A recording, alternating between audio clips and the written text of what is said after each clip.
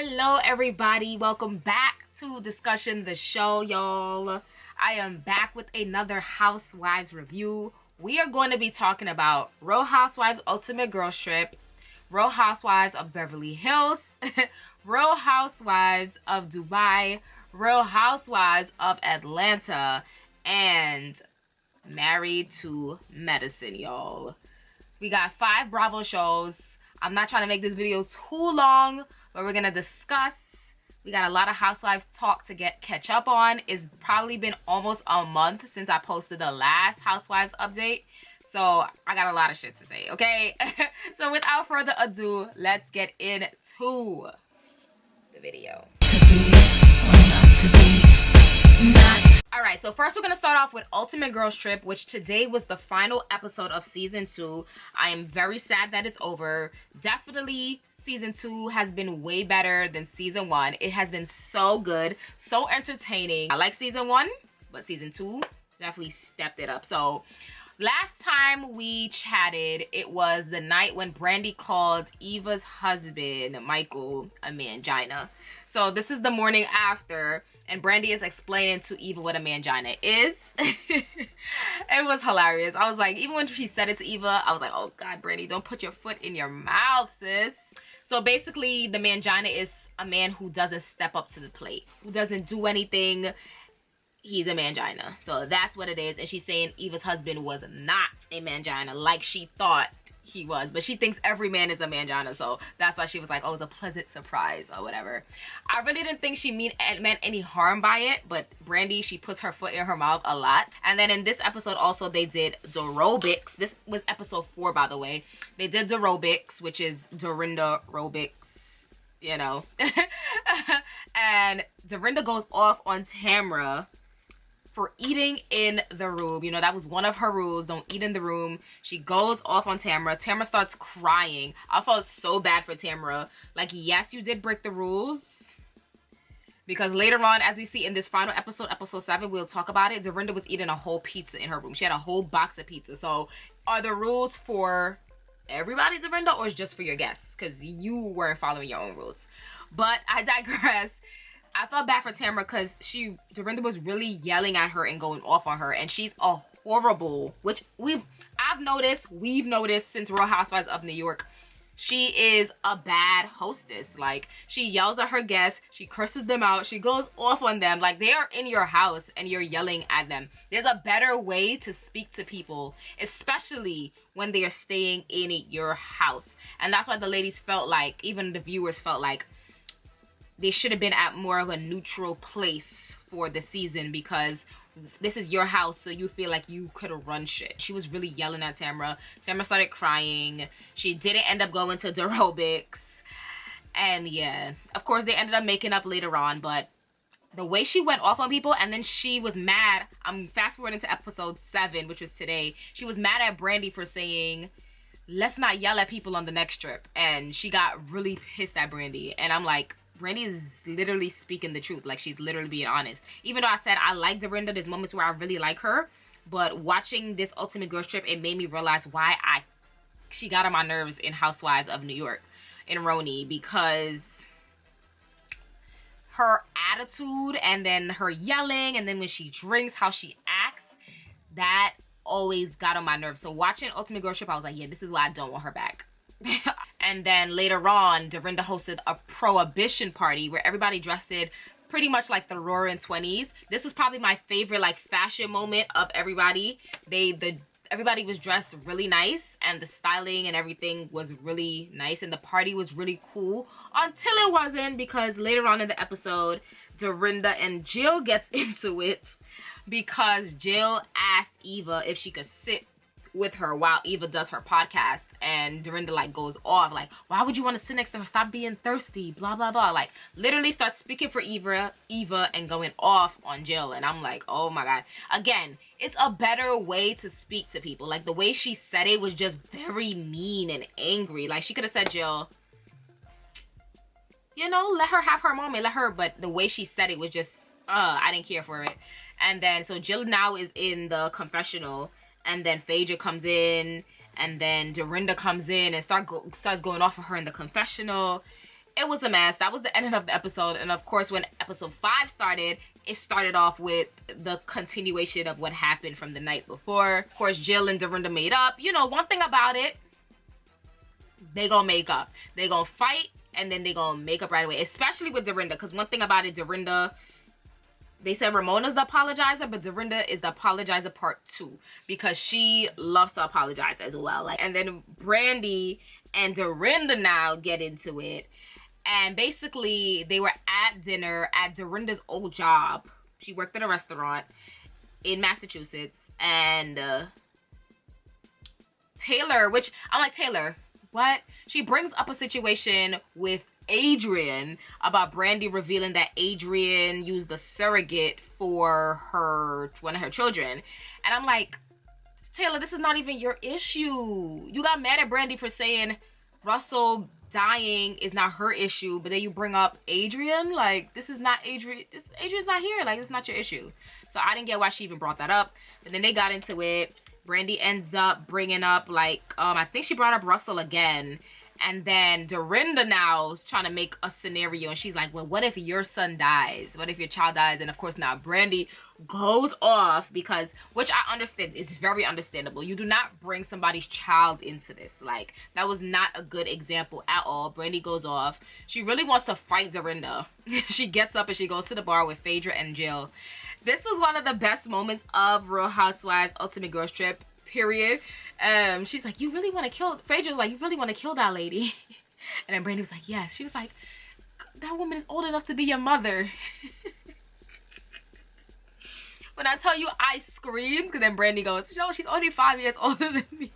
And Phaedra starts dying.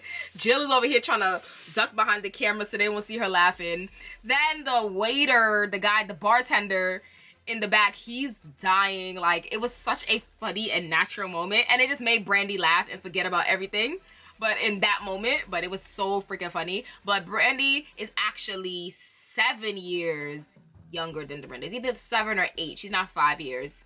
I remember I looked it up. It was either 7 years or 8 years younger than Dorinda. But it was hilarious because Phaedra really thought that Dorinda was like mother age for Brandy. That was funny. Then we get into episode 6, which is by far my favorite episode of the whole season, is when we had Christmas in September. And then this episode was so good. And it was the one episode where everybody just got along and was having a good old time.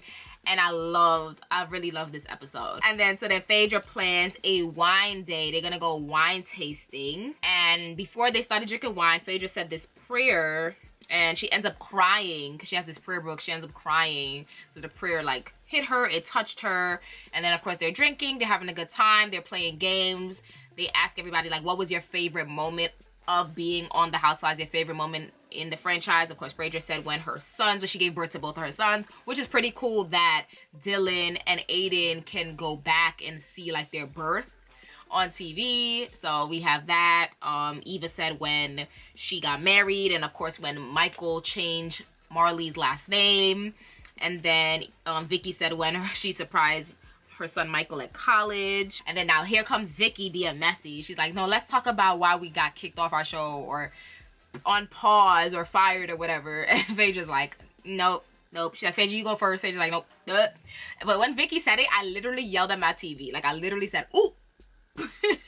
Because not her saying Phaedra go first, honey. Like, did you not know and you were trying to be did you know and you were trying to be messy, or did you not know and you was really trying to find out why they got kicked off? I don't know, but I was like, ooh.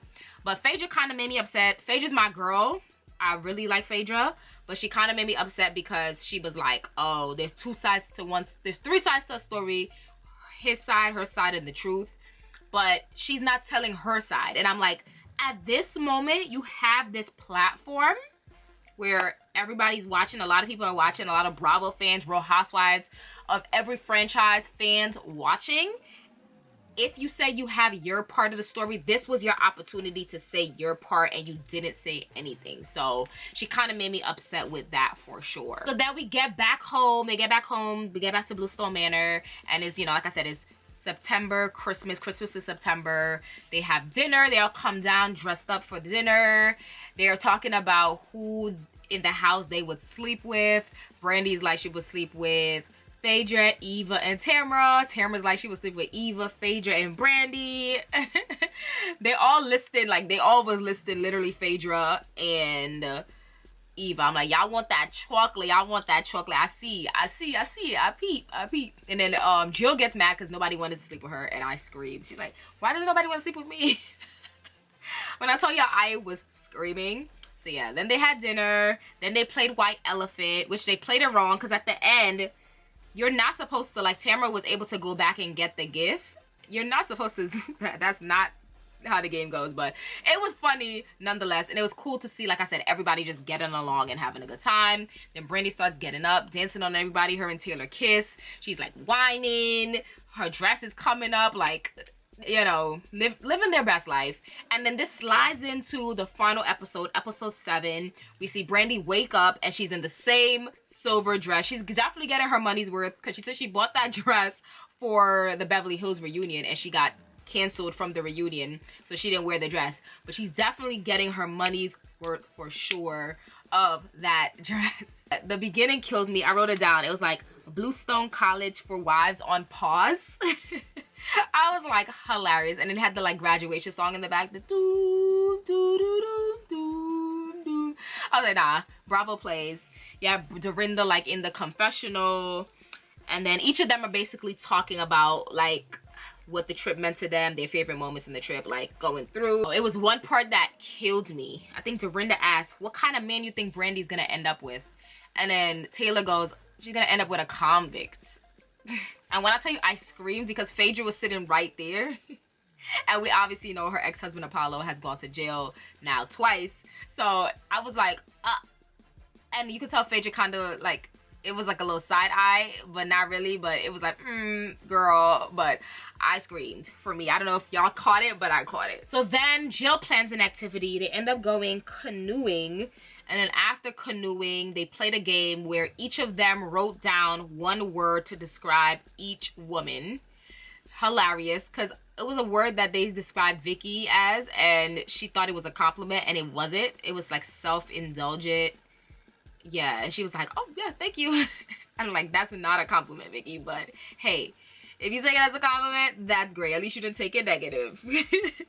But it was cool to see each of them describe. They kept describing Jill as talkative, and it was like thanking Eva for being like the voice of reason and all that. And then they talked about, of course, their journey on the show. And then later on in the night, they had their final dinner. And then it ended off, which I would have never thought the show was going to end off with this. Phaedra surprises them with a Bible and then with the same prayer book where she was reading the prayer from when they went wine tasting. And then Hezekiah Walker comes out and they out here having church in the middle of nowhere, literally. And I would have never thought that's how Real Housewives Ultimate Girls Trip Season 2 was gonna end, but that's literally how it ended. And I love this season. Like I said, I want Ultimate Girls Trip Season 2.5. Like, I need another season of them going somewhere else, going on another trip. Like, I really, really, really, really want that. So before I end off the Real Housewives Ultimate Girls Trip talk, I want to talk about the cast for Season 3. Yes, it's been revealed, the cast for Season 3. They're filming right now. They are in Thailand. We have Heather Gay. Yes, Heather, and we have Whitney from Real Housewives of Salt Lake City. This is the first time the Salt Lake City girls are in the mix for Ultimate Girls Trip. They have reached Ultimate Girls Trip status, so we got them. Then we have my girls from Potomac. Again, the first time the Potomac girls have reached Ultimate Girls Trip status. We have Giselle Bryant, and we have Miss Candice Dillard Bassett. I'm excited for Candice and Giselle for sure. I love Potomac, and I love my girls is about to come and stir shit up, and I am excited. And then we have my girl Miss Portia Williams. Again, excited. I'm excited for Portia, Candice, and Giselle. The dynamic of them three together, I'm super stoked for that. It looks like Portia is gonna be the only one from Atlanta this season. And then also we have Leah, which she looks like she's gonna be the only one from New York. And then we have in the mix, again, for the first time, the Real Housewives of Miami. We have Marisol and we have Alexia in the mix. So it's a lot of first-time housewife franchises on the Ultimate Girls Trip. We got a little switch up. And then we have 2 housewives that are by themselves in terms of like from their franchise. Like I said, Leah and Portia. Leah's only here from New York and Portia's the only one here from Atlanta. But I'm gonna see. I don't know. Like I said, I'm excited for Giselle, Candiace, and Portia. We're gonna see what this crew is giving. I don't know when the season is gonna start. I'm assuming since they're filming now, maybe December 2022 or January 2023. I'm gonna assume that's when the next season is gonna begin. We shall see. It might be even earlier than that. But yeah, I'm excited to see what the new cast is giving. Let's get into, we're gonna talk about next. Let's get into Beverly Hills, honey. So, got my notes. We're gonna start off with Garcelle's birthday party, which looked like fun, but it also looked like a drama. Of course, we had Sutton and Diana still going in about that whole thing. I'm over Diana. I'm tired. I'm not the only one. The other fans as well. Honestly, she could have just been a friend of, to me. I just feel like she could have been a friend of. Like, it's cool in the aspect of she's a Beverly Hills girl because she's rich and she got money. But in terms of, like, her and her personality and her life, it's whatever. They could have made Kathy full-time, like, if anything. If they really wanted, like, a rich bitch, like a real rich bitch, they could have just made Kathy a full-time housewife. Like, that's how I felt. And give Diana the friend of if they wanted to throw her in the mix. And the whole thing with her and Sutton is just annoying. And then, of course, Garcelle's birthday party. We have Erica hitting on Oliver. And then we have her yelling at Jax, which I was like, girl. Like, it's one thing to hit on Oliver. Okay, cool, whatever. He's cute. I get it. You were drunk, so I get it. But then to curse at Jax, I was like... And Garcelle was too calm for me. That's my girl.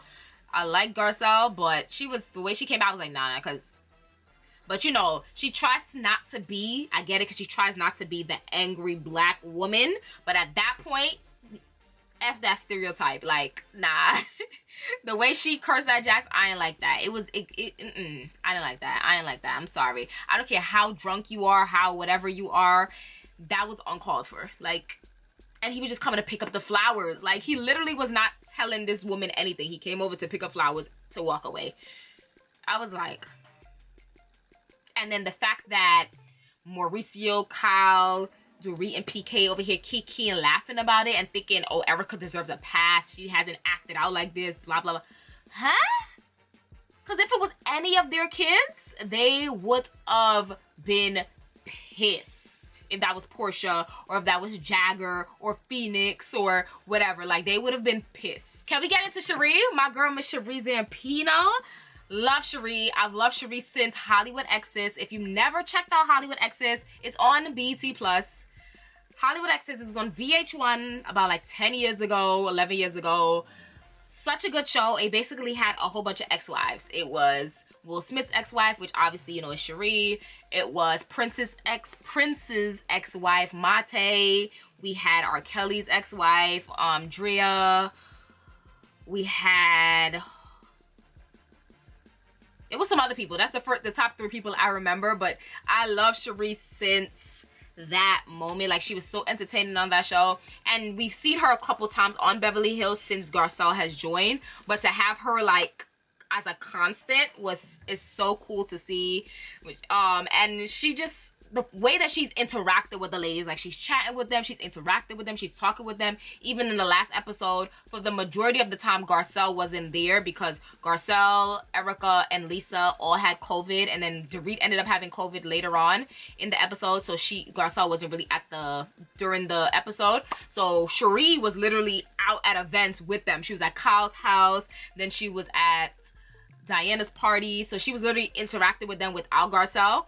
And she literally fits right in. She could have got Diana's peach. Like, honestly, I like Cherie a lot. So I'm excited to see her on this show, like, consistently. But yeah, to me, this last episode was a little bit boring. We talked about Crystal's eating disorder, which is very sad. I didn't like how Erica went about it, telling her to like take a laxative. Like, this woman has an eating disorder. She doesn't need to take a shit. Like, are you freaking kidding me? And then at the end with the chicken finger, like, oh, you can't eat this. Like, I was like, so are we gonna say Erica, oh, she's just having a good time? Like, what are we gonna say in the next? I'm excited to see what we're about to say in the next episode, because that was very mean. But to me, this episode was kind of boring. It's probably the most boring episode of the season so far. Yeah. Let's get into, we're going to talk about next. Let's get into Dubai. Why is Sergio at every event? Like, is Sergio the 8th housewife? Like, or the 7th, which, how it is 7 of them? I can't remember. But is Sergio the new housewife? Because I get it, that's your man, but does he have to be at every single event? Like, do we need to see Sergio at every single event? We do not. We didn't need to see him at Caroline's pool party. Like, he doesn't have to pop up at every event. Like, that marriage is not going anywhere. I don't like to talk bad about people's relationships, but we see it. That marriage is not going to last. It's not gonna last. I don't see it. Like, she don't want to have kids. She don't want to sit with her family and his family at the wedding. She said, I don't want to get married. That's gonna be your baby. You gonna take care of him. She just seems cold to me. And Sergio, he wants to be loving and affectionate. Like, even the last episode, she was like showing him something, and she's like, oh, why are you so close to me? I was like, oh, nah, this is not gonna last. He's literally her boy toy. And that's literally why he's at every event. Because it's like, oh, come, my boy toy is coming with me. That's literally it. What else happened? Caroline and Sarah gets into it, which I'm on Sarah's side, because Sarah definitely asked, can I share my opinion? And Caroline Brooks said yes. And then she got mad because she got triggered about what Sarah said. And yeah, I'm on Sarah's side for sure. I agree with Brooks 10%, because it's like, yeah, just Sarah should have just left it alone and not even put in her 2 cents, because don't even put in your 2 cents with somebody's child. But in Sarah's defense, she did ask first. She didn't just say her opinion. The last thing I'm gonna talk about for Real Housewives of Dubai is Ion in the wedding dress. Like, first of all, Stanbury, it is your engagement party, it's not the wedding. So, come on. And then 2, you said all white. Once you make your guests wear all white, that means it's up to their discretion of what they're gonna wear. You didn't say don't come in a gown. You didn't say this. You said all white. Boom. And you already know how Chanel Ion is. She's dramatic, which I stand, I love, and she's gonna come in a look. She walked around a mall in couture. Like, you think she's not gonna come to your wedding in a gown? Like, come on in the desert and give looks? Of course. So Stanbury needs to step your cookies up. Your dress should have been better then. You should have. It's your wedding, so which means you should have went elaborate and crazy. Don't get mad. And then she gonna be like, oh, she's wearing a veil. No, she's not. And of course, Bravo zoomed in. Like, not her being mad. And she's like, oh, you trying to be me? Ion took me out. She's like, I'm a beautiful black woman. You can never be me. I screamed. I screamed. I love Ion. But yeah, what else I gotta talk about? We talked about Ultimate Girls Trip. We talked about Dubai. Okay, Atlanta. Yes, Atlanta. The last time I talked about Atlanta, it was Sonya's Jamaican dinner. Drew came in. They discussed that. I'm over her and Drew. I'm over Sonya and Drew and this stupid shit. Like, it is so stupid. I like Sonya, but I am tired of... my accent just came out. I am tired of the back and forth. And I feel like the situation with Drew is stupid. Like, it don't even make any sense at all. Like, and like I said, I like Sonya, but it is stupid. And I don't care for Drew, so you would think I would be like, yeah, this is great. No, because even if I don't care for Drew, I still see that this beef is stupid. Like, it don't make any sense. And you did throw shade. She's like, I didn't throw shade when she said, oh, y'all not that busy over there. Like, don't be Eva. saying, oh, I didn't know what was shade. Like, come on. It was shady. It was very shady. And yeah, I'm tired. I don't want to hear any more about Sandy and Drew. So then the last few episodes, one of the fun episodes was when Sheree had the slumber party at the chateau. Such a fun episode. Kenya was such a good time. And I love drunk Kenya. Like, it was fun to see her just carefree. I loved it. She was having a good time. And then Fatum with the vagina incense. Like, it was a fun episode. It's very light. Everybody was just having a good time, and I really liked the episode. Then of course Marlo kicks her nephews out. I don't know, part of me is like, damn, Marlo, because the boy's already been through enough, and part of me is like, it's not her kids, so everybody's like, oh, she shouldn't take a break because she took the responsibility, which I get, because you did take on the responsibility to be their mom figure.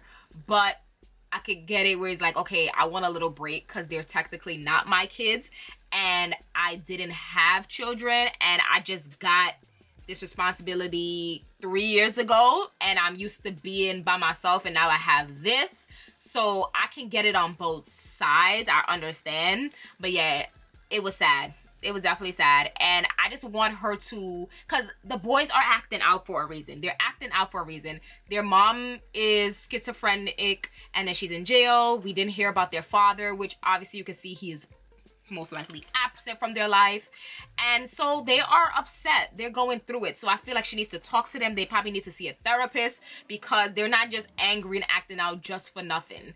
There is a reason. Obviously, we know what they're going through, so all of that can be solved for sure. Then the last episode was when they went to the mountains. Marlo took them to the mountains. She wanted to have like a girls trip to just enjoy and have fun. And yeah, her and Kenya got into it a little bit. I love that Kenya, how she expressed how she felt and about Marlo. And I really like that. Marlo was just like not listening, and she was like, well, if you're gonna hang out with us, I want you to stay at my house. Like, I don't want you can't hang out with us if you're not staying at the house. It would be so nice if her and Kenya got along. It would be nice. But I don't think we're ever gonna get that. And the last thing I want to talk about is Married to Medicine. My girls are back. Now Paige and Dr. Jackie, Dr. Simone, Dr. Heavenly, Dr. Contessa, Quad, Toya, Mariah. Yeah, I'm gonna keep saying Mariah because that's my girl. I love Mariah. But who is it? What's her name? Anila. Yeah. I don't care for Anila. I don't know. I don't care for her. It's cool to see the Indian culture, but I don't know. I don't care. I like her husband though. Kieran, Dr. Kieran is hilarious. My girls are back. We have Simone and Jackie are cool again. They're besties again, and I love it. I love to see it. I miss my girls being cool and close. I loved it. Then we have Dr. Heavenly. My girl, she's hilarious. Dr. Heavenly is so freaking funny, yo. She opened up a beauty supply store. We see her have like her launch party. Then we have Dr. Contessa, which her and Heavenly are not cool right now because Heavenly went on her YouTube channel and basically said everything that we already know. Like, girl, it was no reason for her to be mad. Like, okay, I get it. All right, that's your friend. She went on her platform and talked about your life, blah, blah, blah. But it is not nothing that we haven't seen on the show.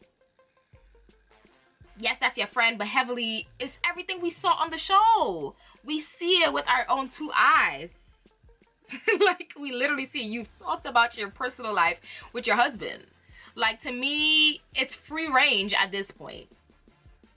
You know, it's free range. You talked about it on the show. We see it. There's nothing. Heavenly didn't say anything that we didn't see on the show already. That's how I feel about it. So, and then she got on my nerves when she wanted to walk in Heavenly's show. Like, why do you want to walk in the show and y'all not cool? And you say you don't like her right now. Like, Contessa, like, girl, worry about your marriage. You worried about Heavenly, but Scott ain't shit. Okay? Then we have Toya and Eugene moving into another house. Child, I lost count of how many times Toya and Eugene has moved. My boy Eugene is tired, okay? Eugene is another one. He's hilarious as well. He's so funny. But yeah, my boy is tired. I know he's tired. And of course, we have Anila. She moved into her new house. It is beautiful. And their nanny, Mrs. Gomez, is moving on.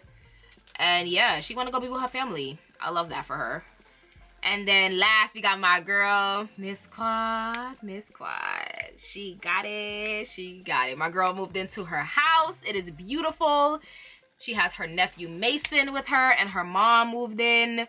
Mason is so freaking cute. Like, I remember him when he was a baby. So to see him all grown up, well, not all grown up, but a little older, so cute, such a country man. He said, what did he say the last episode? They acted like maniacs, man. His little country accent, he's so cute, like so smart. And it broke my heart when he was talking about his dad. Like, rest in peace to Quad's brother. Definitely broke my heart. Like, I didn't even know. I don't even remember seeing that on social media. So when she talked about it, it literally broke me down. To see Mason cry and her cry and the mom. Such a sad, that was a sad moment. Definitely broke me down for sure. And then, of course, you know, the comparisons between her and Marlo, you know, being a Muntie. So that was that. But Quad is my girl. That's my girl. My girl. But we definitely will keep up with the rest of Married to Medicine. I will definitely do another video talking about, you know, the Housewives and Married to Medicine, all that. Get more in depth with it. I just wanted to be back talking about what I didn't talk about in the last month. Like, it's been a lot. It's been a lot going on. I know this video is long AF, y'all. It is long. I'm gonna try to edit it to the shortest that I can as possible. Definitely comment down below. Let me know what you think of any of the shows. Ultimate Girls Trip, Housewives of Dubai, Housewives of Atlanta, Housewives of Beverly Hills, Housewives, did I miss anything? Housewives, no, Married to Medicine. It's so much. Let me know what you think about any of the shows that I talk about. What are y'all thinking? Comment that down below. Did you enjoy Ultimate Girls Trip Season 2? Are you ready for Season 3? And of course, subscribe to the channel, like the video, and go check out my previous videos, y'all. And I will see you guys in the next one. Peace, love.